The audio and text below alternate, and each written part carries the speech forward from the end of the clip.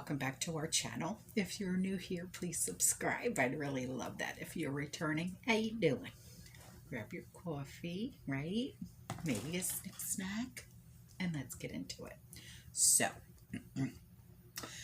it has been said that about 70% of the carbon dioxide produced in the US is used by the food and beverage industry.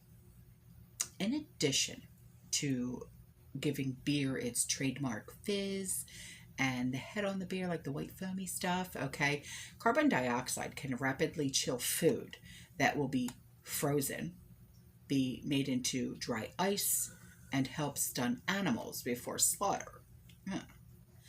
And while this shortage can be chalked up to supply chain issues, which have roiled different sectors of the food industry as commodities became scarcer, costs have skyrocketed and demand continues to rise, and it's not clear how quickly it may pass. So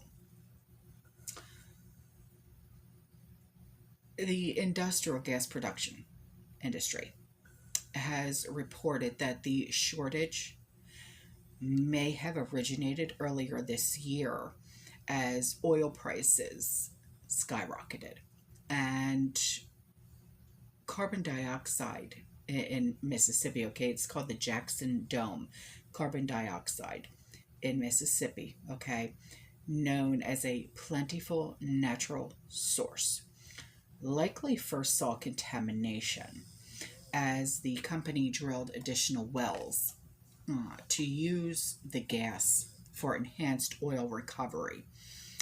And the resulting contamination creates a gas that is too impure for beverages. Now, carbon dioxide is also a byproduct of ethanol and ammonia production. And while the gas can often be obtained from renewable fuel and fertilizer industries, depending on them for supply, also can lead to shortages.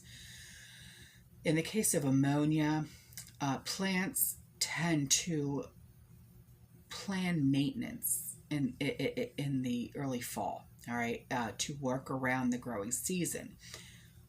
There is usually a carbon dioxide shortage of sorts at this time of year, but it's exacerbated by the loss of natural sources.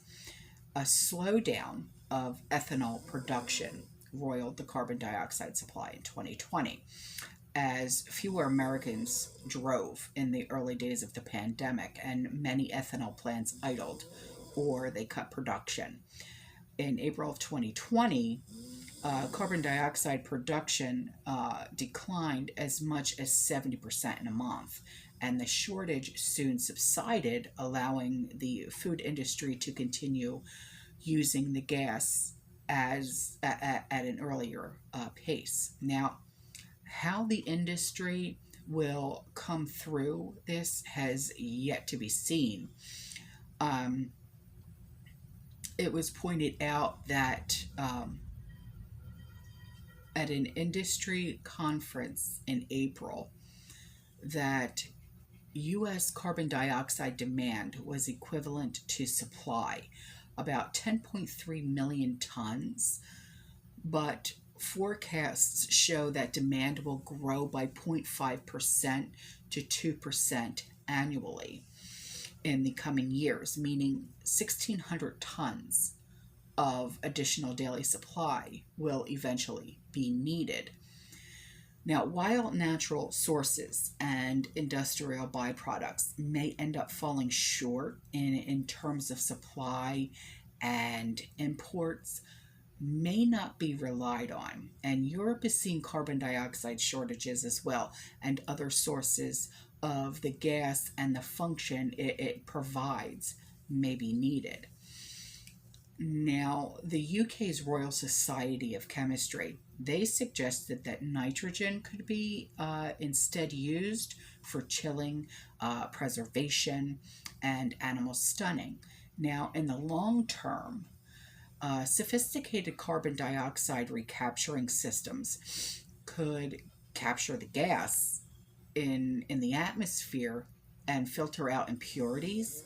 And the Royal Society in Chemistry says that Good Beer Hunting Sightlines reported that these systems are extremely expensive and it takes a lot of manpower to run it. And when used in breweries, it hasn't been able to produce all the gas that is needed.